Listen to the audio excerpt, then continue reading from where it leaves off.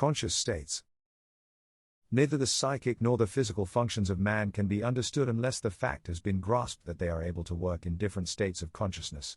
In all, there are 4 states of consciousness possible for us. However, day-to-day humankind, that is, man number 1, number 2 and number 3, lives on the 2 lowest states of consciousness only. The 2 highest states of consciousness are inaccessible to him, and although he may have flashes of these states, he is unable to understand them, and judges them from the point of view of those states in which it is usual for him to be. The 2 usual or lowest states of consciousness are first, sleep. In other words, a passive state in which man spends a third, and very often 1/2, of his life. Second is the state in which men spend the other part of their lives, in which they walk the streets, write books, talk on lofty subjects, take part in politics, kill one another and so on. That which they regard as active and is often called clear consciousness, or the waking state of consciousness. The term clear consciousness or waking state of consciousness seems to have been given in jest, however, particularly when you realize what clear consciousness ought to be in reality, as compared to the state in which man lives and acts his life out. The third state of consciousness is self-remembering or self-consciousness, consciousness of one's being. It is not unusual to consider that we have this state of consciousness, or that we can have it whenever we want it. Our science and philosophy, however, overlook the fact that we do not possess this state of consciousness, and that we cannot create it in ourselves by desire or decision alone. The fourth state of consciousness is called the objective state of consciousness. In this state a man can see things as they are. Flashes of this state of consciousness can occur in ordinary people. In the religions of all nations there are indications of the possibility of a state of consciousness of this kind, which is called enlightenment, and various other names that cannot be described in words.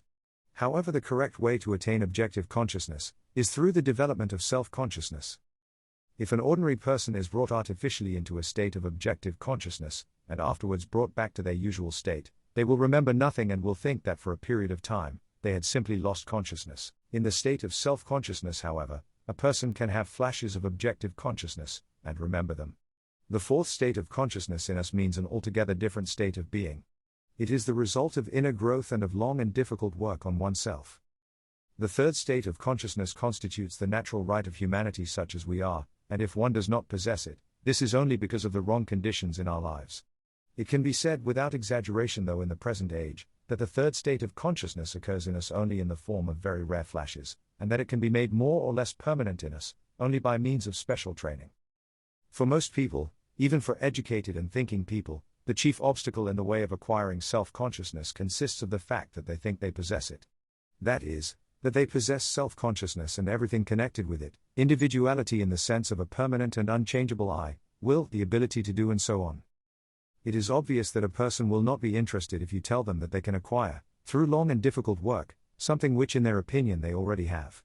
On the contrary, they will think either that you are deluded, or that you want to deceive them with a view to personal gain. The two highest states of consciousness, self-consciousness and objective consciousness, are connected with the function of our higher centers. In addition to those centers discussed, there are two other centers in humanity, the higher emotional, and the higher intellectual. These centers are in us, they are fully developed, and they are working all the time. However, their work fails to reach our ordinary consciousness. The cause of this lies in the special properties of our so-called clear consciousness. In order to understand what the difference between states of consciousness is, we need to return to the first state of consciousness, which is sleep. This is an entirely subjective state of consciousness. A person is immersed in dreams, whether they remember them or not is immaterial. Even if some real impressions reach them, such as sounds, voices, warmth, cold, the sensations of their own body, they arouse in that dreamscape only fantastic subjective images. Then a person wakes up. At first glance, this is a quite different state of consciousness. They can move, they can talk with other people, they can make calculations ahead, they can see danger then avoid it and so on. It stands to reason that they are in a better position than when asleep. However, if we go a little more deeply into things, if we take a look into our inner world, into our thoughts, into the cause of our actions, then we shall see that we are in almost the same state as when asleep. It is however worse, because in sleep we are passive, that is, we cannot do anything. In the waking state we can do something all the time, and the result of all our actions will be reflected upon us, or upon those around us. And yet we do not remember ourselves. We are a machine and everything with us simply happens. We cannot stop the flow of our thoughts, we cannot stop our imagination, our emotions or our attention. We live in a subjective world of I love, I do not love, I like, I do not like. I want, I do not want. That is, of what we think we like, of what we think we do not like, of what we think we want and what we think we do not want. We do not see the real world. The real world is hidden from us, by the wall of our own imagination. We live on in sleep. We are asleep, and what is so often called clear consciousness is actually sleep, but far more dangerous sleep than slumber at night in our beds. Take some events in the life of humanity, for instance war. There have been many wars in recent years, particularly in the last century, so what does this signify? It signifies that several million sleeping people are trying to destroy several million other sleeping people. They would not do this, of course, if they were to wake up. However, everything that takes place in their lives is a consequence of this sleep. Both states of consciousness, sleep and the waking state, are equally subjective. Only by beginning to remember ourselves, do we really awaken. Only then, does all surrounding life acquire for us a different aspect and a different meaning. We see what constitutes the life of sleeping people, a life spent in sleep with all that they say and all that they do which is done in sleep. These activities can of course have no value, and only awakening, or what leads to awakening, can have any real value in reality. Mankind, for example, tries over and over again to stop wars. They can of course be stopped, and for this to happen it is only necessary for the belligerents to awaken.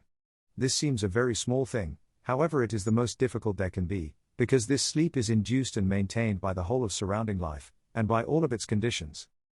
How then can one awaken? How can one escape this sleep?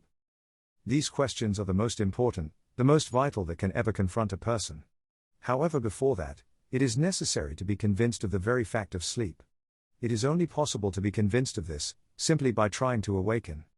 When a person understands that they do not remember themselves, and that to remember themselves means to awaken to some extent, and when at the same time, they see through experience, how difficult it is to remember themselves, they will then understand that they cannot awaken merely by having the desire to do so. It can further be said that a person cannot awaken by themselves. However, if say for example 20 people make an agreement that whomsoever amongst them awakens first shall awaken the others, then they already have some chance. Even this though is insufficient because all 20 can go to sleep at the same time, and dream that they are waking up. Therefore more is still necessary. They must be looked after by an individual who is not asleep, or who does not fall asleep as easily as they do, who goes to sleep consciously when this is possible, when it will do no harm either to themselves or to others. They must find such an individual and hire them, to awaken everyone else and not to allow them to fall asleep again. Without this, it is very difficult to awaken, which needs to be clearly understood. It is possible to think for many years, write libraries full of books, and to formulate many theories. But to do all of this in sleep, without any possibility of awakening. Those books and those theories, written and created in sleep, will merely send other people to sleep and so on. There is nothing new in the idea of sleep. People have been told almost since the creation of the world that they are asleep, and that they must awaken. How many times is this, for example, mentioned in the Gospels? Awake, watch, sleep not. Christ's disciples even slept when he was praying in the Garden of Gethsemane for the last time. It is all recorded, but people do not understand it. Everything is taken simply as a form of speech, as an expression, or in a metaphorical sense. They fail to understand that it must be taken literally. Yet again it is easy to understand why they don't. In order to understand this literally, it is necessary to awaken just a little, or at least to try to awaken. Astonishingly many will continue to ask why nothing is said about sleep in the Gospels, and yet it is right there, spoken of almost on every page. This shows that people will read the Gospels in sleep, and as long as a person sleeps profoundly, and is wholly immersed in dreams, they cannot think about the fact that they are asleep. If they were to think that they are asleep, then they will awaken. Everything continues as before, however, and people have no idea what it is that they are losing because of this sleep. As humanity is arranged, being such as nature has created us all, we are capable of being a self-conscious being. Such we are created and such we are born, however we are born among sleeping people, and of course fall asleep among them at the very moment we should begin to be conscious of ourselves. Everything has a hand in this, the involuntary imitation of older people on the part of the child, voluntary and involuntary suggestion, and what is called education. Every attempt to awaken on the child's part is instantly stopped. This is inevitable. A great many efforts and a great deal of help is necessary in order to awaken later, when thousands of sleep-compelling habits have been accumulated, which seldom happens. In most cases a person, when still a child, already loses the possibility of awakening. They live in sleep all of their life, and they die in sleep. Furthermore, many people die long before their physical death, however such cases will be spoken of later. A fully developed individual, which we can call man in the full sense of the word, should thus possess 4 states of consciousness. However, ordinary people, that is man number 1, number 2 and number 3, live in 2 states of consciousness only. They know, or at least they can know, of the existence of the 4th state of consciousness. All the mystical states and so on are wrong definitions, but when they are not deceptions or imitations, they are flashes of what we call an objective state of consciousness. People, however, do not know of the 3rd state of consciousness, or even suspect it. Nor can we suspect it, because if you were to explain to them what the 3rd state of consciousness is, that is to say what it consists of, they would say that it was their usual state. They consider themselves to be a conscious being, governing their own lives. Facts that contradict what they consider to be accidental or temporary, will change by themselves. By considering that they possess his self-consciousness as it were by nature, a person will of course not try to approach or obtain it. Yet without self-consciousness, or the 3rd state, the 4th, except in rare flashes, is impossible. Knowledge, the real objective knowledge towards which we, as we asserted, are struggling, is possible only in the 4th state of consciousness. It is conditional upon the full possession of the 4th state of consciousness. Knowledge that is acquired in the ordinary state of consciousness is intermingled with dreams. There we have a complete picture of the being of man number 1, 2 and 3. Man's possibilities are very great. We cannot even begin to grasp what he is capable of attaining. However, nothing can be achieved in sleep. In the consciousness of a sleeping man, his illusions and his dreams are mixed with reality.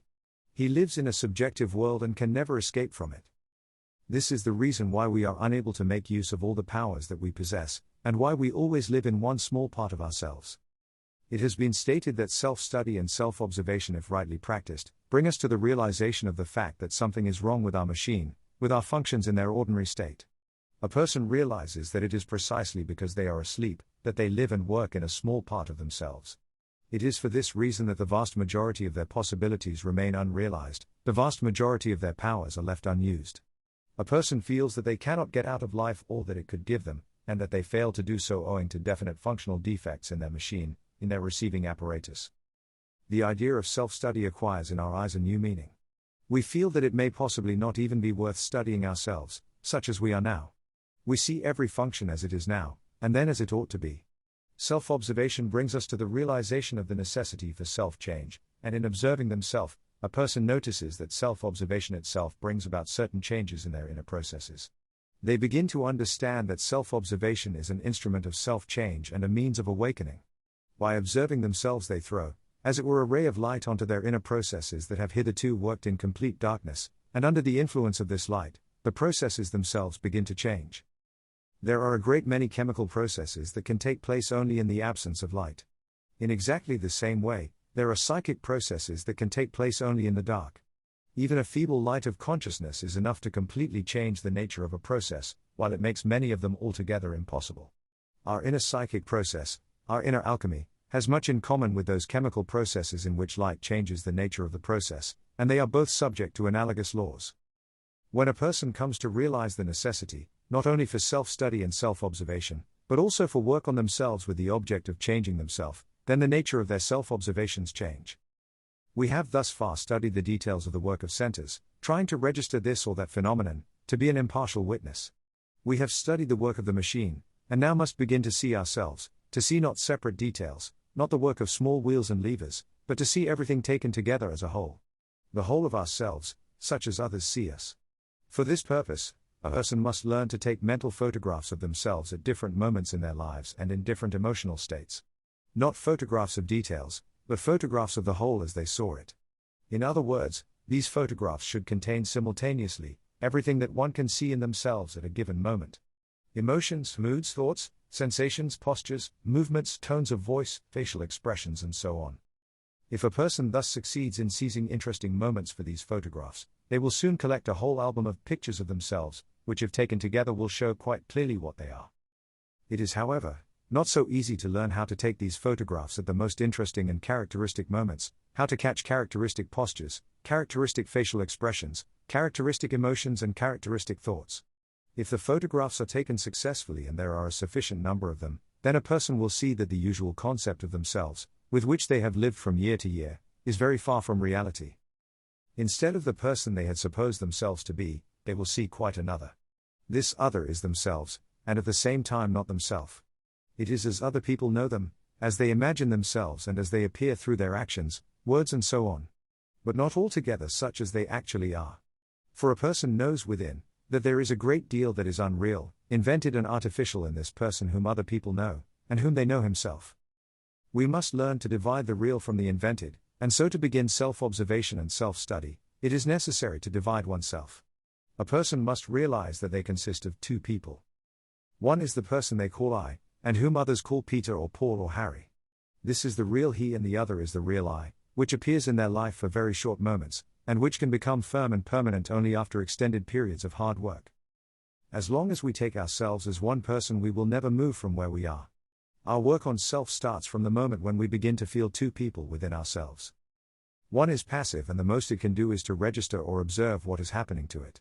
The other, which calls itself I, is active and speaks of itself in the first person. It is in reality, however, only Peter or Paul or Harry.